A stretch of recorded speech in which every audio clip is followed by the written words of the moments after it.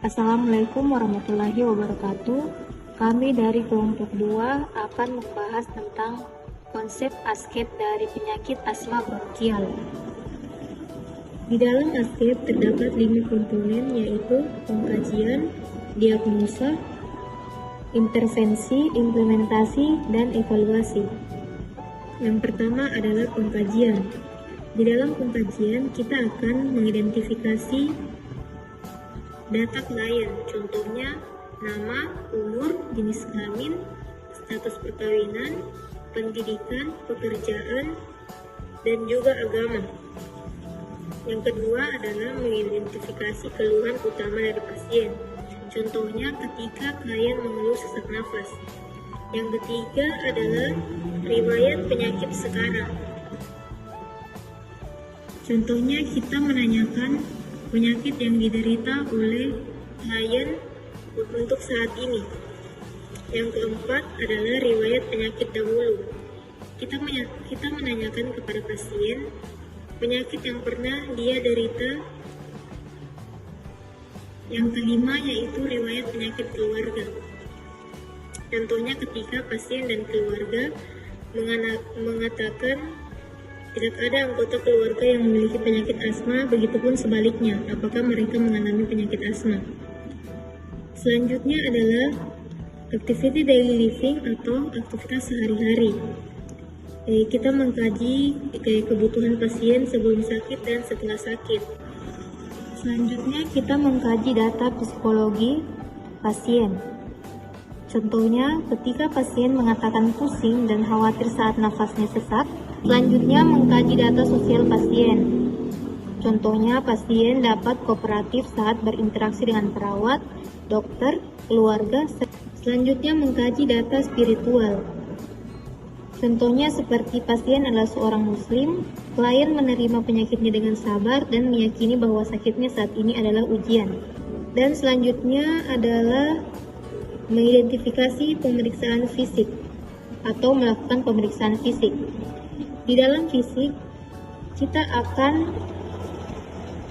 melakukan pengecekan kepada pasien seperti tekanan darah, nadi, pernafasan, suhu tubuh, kesadaran, dan nilai GCS. Selanjutnya kita akan pengecekan sistem panca indera seperti indera penglihatan, apakah penglihatannya pasien normal. Selanjutnya adalah pengecekan indera penciuman. Apakah indera penciuman pasien normal, tidak terjadi anosmia, ada sedikit pergerakan cuping hidung dan sedikit retraksi dinding dada saat bernafas. Selanjutnya indera pendengaran. Indera pendengaran pasien normal tanpa ada keluhan. Selanjutnya indera peraba. Contohnya ketika indera peraba pasien baik dapat membedakan permukaan halus dan kasar. Selanjutnya adalah indera pengecap. Indera pengecap baik dan normal, mukosa bibir baik dan tidak ada kelainan. Selanjutnya adalah pengecekan sistem kardiovaskular. Tekanan darahnya apakah normal atau tidak dan denyut nadinya apakah normal atau tidak. Selanjutnya pengecekan sistem pernafasan, bentuk dadanya simetris atau tidak. Selanjutnya pengecekan sistem endokrin, seperti tidak ada pembesaran kelenjar getah bening, kelenjar tiroid maupun gangguan hormon lain. Selanjutnya adalah sistem muskuloskeletal. Contohnya ekstremitas atas simetris, dapat melakukan fleksi dan ekstensi terpasang infus di lengan sebelah kanan. Selanjutnya pengecekan sistem genitourinaria.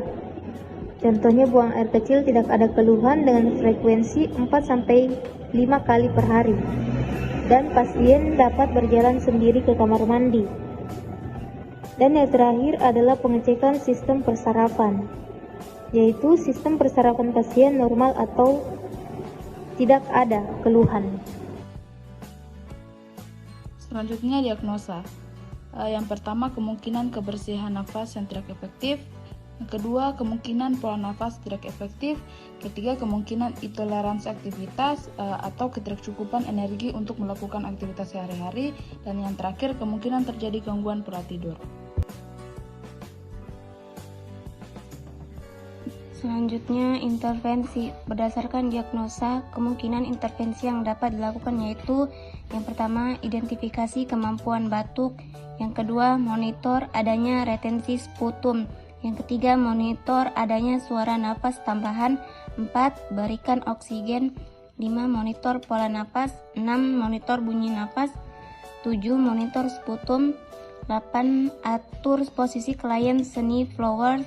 Yang terakhir, kolaborasi dengan dokter pemberian obat mukolotik atau ekspektoran.